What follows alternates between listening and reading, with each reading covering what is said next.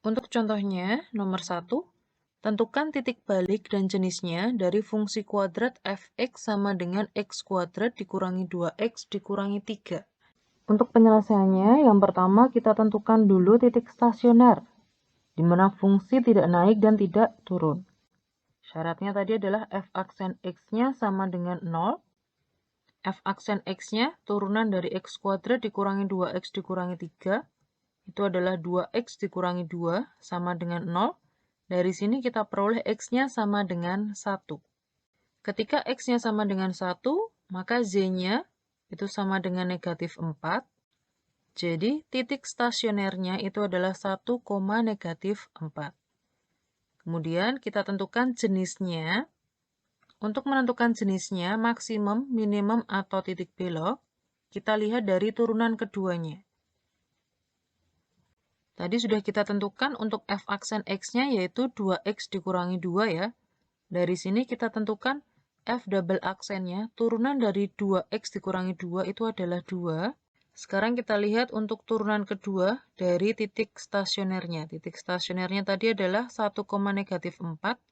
Jadi untuk x sama dengan 1 ya. F double aksen dari 1 itu nilainya 2 karena di sini fungsinya konstan. Jadi F double aksen satunya tetap 2. Nah, karena 2 itu lebih dari 0, jadi berdasarkan kesimpulan tadi, ketika F double aksen X-nya itu lebih dari 0, itu merupakan minimum. Jadi kesimpulannya, fungsi kuadrat fx sama dengan x kuadrat dikurangi 2x dikurangi 3, ini akan mencapai minimum di titik 1, negatif 4. Selanjutnya untuk contoh yang kedua, seorang peternak hendak membuat kandang ayam dan kandang bebek di samping rumahnya. Ia memiliki 60 meter pagar kawat. Peternak tersebut hendak membuat kandang yang sebanyak-banyaknya dapat memuat hewan-hewan yang dia miliki. Bantulah peternak tersebut menentukan ukuran kandang bila situasi kandang digambarkan sebagai berikut. Jadi di sini tembok, kemudian kandangnya ini, di sekelilingnya akan dipagari oleh pagar kawat. Di pagar kawatnya, pertama kita misalkan dulu, ukuran kandang, panjangnya ini sebagai Z, kemudian lebarnya ini sebagai X ya.